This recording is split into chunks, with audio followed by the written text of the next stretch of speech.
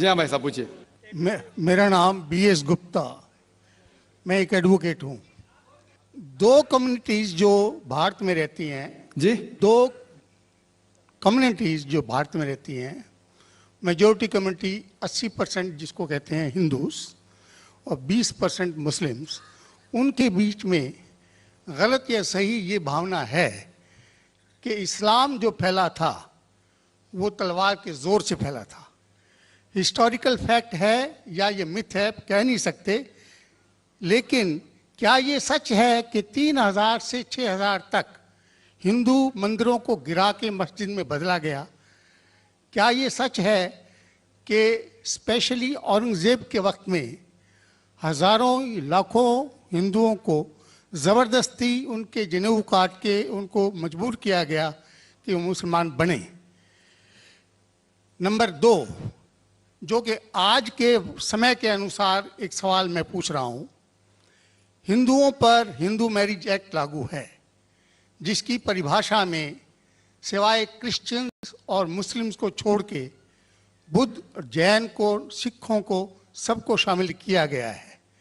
क्या मुसलमानों का ये कहना नहीं बनता कि आप सबको शामिल करते हैं हिंदू मैरिज एक्ट में, इसका नाम बदल के एक ऐसा एक्ट बनाया जाए जो सब पे लागू हो, या इसके अल्टरनेटिवली एक यूनिफॉर्म सिविल कोड जो दोनों धर्मों के अच्छे टेनेट्स को शामिल करे, उसको लागू किया जाए?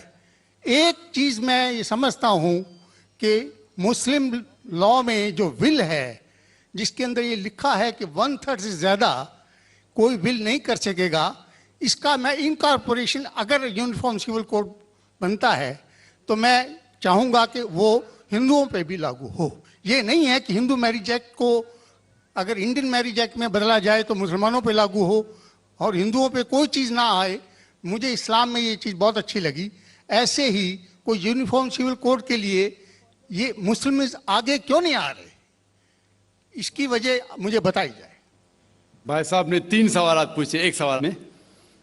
पहला सवाल कि हिस्ट्री से पता चलता है कि इस्लाम तलवार के जोर पे फैला कि नहीं, लेकिन ये मुझसे पूछ रहे क्या ये हकीकत नहीं है कि 3000 से ज़्यादा मंदिरें गिराई गई थी और मस्जिद बनाए गए और बहुत से लोगों का कत्ल किया गया?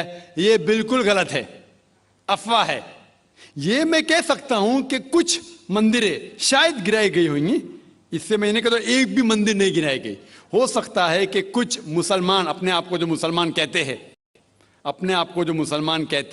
उनने आके कुछ मंदिरों को गिराया होगा और मस्जिद बनाया होगा, हो सकता है। लेकिन ये कहना कि 3000 से 6000 मंदिर गिराए गए, ये बिल्कुल अफवाह है, बिल्कुल गलत है, बेबुनियाद है, बिल्कुल बेबुनियाद है। कुछ मुसलमान राजाओं ने गलत काम किए होंगे, उससे आप इस्लाम को दोषी नहीं ठहरा सकते। अगर हिटलर ने 60 लाख यहूदी को जिंदा जलाया तो मैं कह सकता हूं कि क्रिश्चियनिटी खराब है? बिल्कुल बेबुनियाद है, वो हिटलर ने किया, बाइबल में तो ही लिखा है कि जलाना चाहिए। इसी तरीके से ये खाली अफवाह है। कुछ मंदिरों को शायद गिराया गया होगा, मैं ये नहीं कहता कि नहीं गिराया गया, लेकिन उसको छोटी चीज को लेके उछाला जाता है मीडिया में और किताबें लिखी जाती है। आप देखो टीपू सुल्तान के खिलाफ आ गए। आज भी आप जाएंगे मैसूर के अंदर, उसके आजू बाजू आप देखेंगे तो टीपू सुल्तान के जो आंगन के अंदर है उसके अंदर मंदिर है। अगर आप ये कहते सच है कि 3000 से 6000 मंदिर को गिराया गया था, तो आप कैसा जिंदा बचे? आप कह रहे थे कि हजारों लोगों को कत्ल किया गया, आप कैसे जिंदा बचे? आप जिंदा बचे ये शहादत दे रहा है कि मुसलमान तलवार के जोर पे नहीं फैला। अगर ये सच होता था, आपने कहा हजारों लोग का कत्ल किया, कुछ लोग का शायद कत्ल किया गया। देखो हर मजहब में there are black sheeps in every community. कुछ लोग हर मजहब में खराब निकलते हैं, वो मजहब की गलती नहीं, वो मजहब के मानने वाले की। क्रिश्चियन में आपको कुछ खराब लोग मिलेंगे, मुसलमान में मिलेंगे, हिंदू में मिलेंगे। अभी आप देखेंगे हिंदुस्तान के मुसलमान कुछ लोग ड्रग में डील करते, ड्रग में धंधा करते। ड्रग तो हराम है इस्लाम में, करते तो उनको दोष देना चाहिए, इस्लाम को नहीं। इसी तरीके से आप जो कह रहे हजारों लोगों का कत्ल किया, ये बिल्कुल बेबुनियाद चीज है। कुछ लोग का शायद किया होगा, और ये ही सबूत है, मैंने मेरी तकरीर में कहा कि 80% से ज्यादा गैर मुस्लिम हिंदुस्तान में हैं। ये शहादत दे रहे हैं कि इस्लाम तलवार के जोर पे नहीं फैला। आप लोग को क्यों छोड़ा उन लोग ने? आप उनके रिश्तेदार तो नहीं थे ना, आपको क्यों छोड़ा? 800 मिलियन 80 करोड़ गैर मुस्लिम को छोड़ा क्यों उनने? क्यों छोड़ा? अगर दम ही था हुकूमत की 1000 साल सब लोग को मुस्लिम बनाते थे। इससे यह जाहिर होता है कि इस्लाम तलवार के बलबूते पे नहीं फैला। कई लोग, कई गैर मुस्लिम इस्लाम से मुतासिर होके उन्होंने इस्लाम कबूल किया। तो यह कहना बिल्कुल गलत है। आपका दूसरा सवाल कि हमें क्या करना चाहिए? ये अलहदा लॉ नहीं होना चाहिए, सब एक ही कॉमन सिविल कोड होना चाहिए और सब मजहब की अच्छी चीजें लेके कॉमन सिविल कोड करना चाहिए। मैं आपके बिल्कुल साथ हूं। बाकी मुसलमान शायद आपके खिलाफ होंगे, मैं आपके साथ हूं। क्यों मैं साथ हूं आपके? पहला चीज, हम मुसलमान अगर दिगर मजहब के बारे में जानेंगे, कभी कॉमन सिविल कोड की बात आती सबसे ज्यादा नारा मुसलमान गलत है।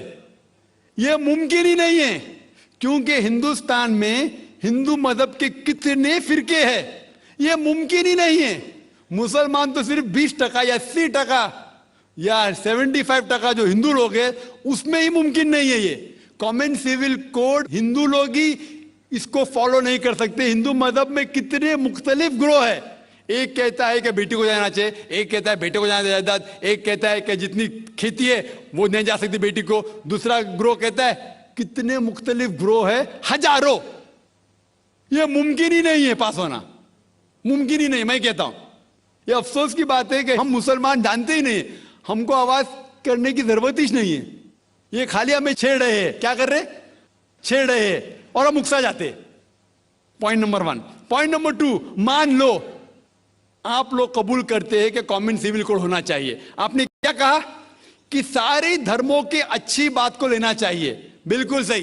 मेरा पहला सवाल, आप इस्लाम में एक चीज बताओ जो इंसानियत के खिलाफ है, तो हम निकाल देंगे उसको।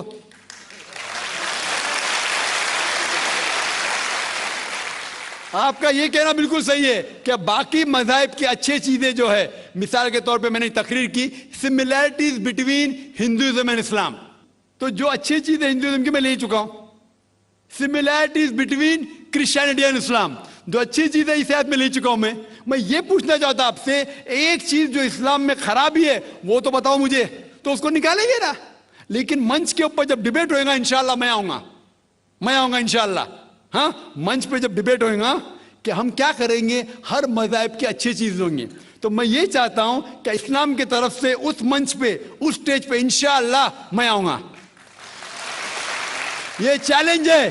कोई भी शख्स हिंदुस्तान में हो, मिनिस्टर हों दो, कोई भी स्वामी हों दो, कोई भी शंकराचार्य हों दो, इंशाल्लाह मैं तालिबे इल्म हूं इस्लाम और दिगर मज़हब का। मैं तस्लीम करता हूं कि डिबेट होना चाहिए, हक बात जो निकली, लेकिन उसके ऊपर अमल भी होना चाहिए। हक बात जो सबसे बेहतरीन है इंसानियत के लिए, उसके ऊपर अमल होना चाहिए। इसलिए जो आखिरी किताब जो अल्लाह सुब्हाना व तआला नाजिल की कुरान शरीफ, वो इंसानियत के लिए सबसे बेहतरीन किताब है, उसके ऊपर अमल होना ही चाहिए। आपका तीसरा सवाल, क्या ये हिंदू जो है इनहेरिटेंस के अंदर, ये इनहेरिटेंस जो होता है इस्लाम के अंदर 1/3 हिस्सा, 1/3 हिस्सा हम विल में दे सकते, देना जरूरी नहीं है, दे सकते हैं। इस्लाम के जो विल के अंदर जो आता है इनहेरिटेंस, वो कुरान की आयत है सूरह निसा की सूरह नंबर 4 आयत नंबर 11, 12 और 176। उसमें कहा गया है कि जो भी आपकी जायदाद है, अल्लाह सुब्हानहू व तआला कह चुका है कि आपके बेटे को बेटियों से डबल मिलेगा। आगे लिखा गया है आपके वालिदैन को 1/6 मिलेगा।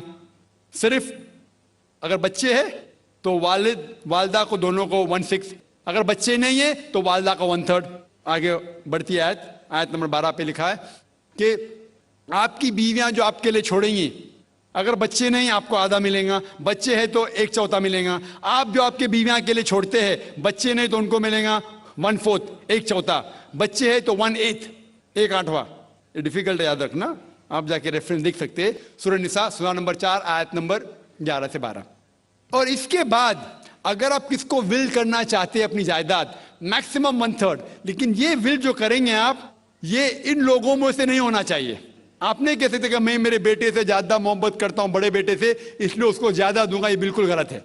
लेकिन जो ये दायरे में नहीं आते हैं इनहेरिटेंस के, उनको आप 1/3 हिस्सा दे सकते हैं। आप कहते हैं आपको ये चीज बहुत पसंद है, आप भी करना चाहते हैं, आपको कौन रोक रहा है? इंडियन गवर्नमेंट के हिसाब से आप अगर विल करेंगे, क्या मैं मेरा 1/3 हिस्सा देना चाहता हूं, कोई भी रोक नहीं सकता हूं, मैं भी नहीं ना मिनिस्टर भी नहीं। और पूरा अगर फॉलो करना चाहते सच्चा धर्म, आप इस्लाम कबूल कर सकते, हम आपको वेलकम करते। वाखिर दावाना अल्हम्दुलिल्लाह रब्बिल आलमीन।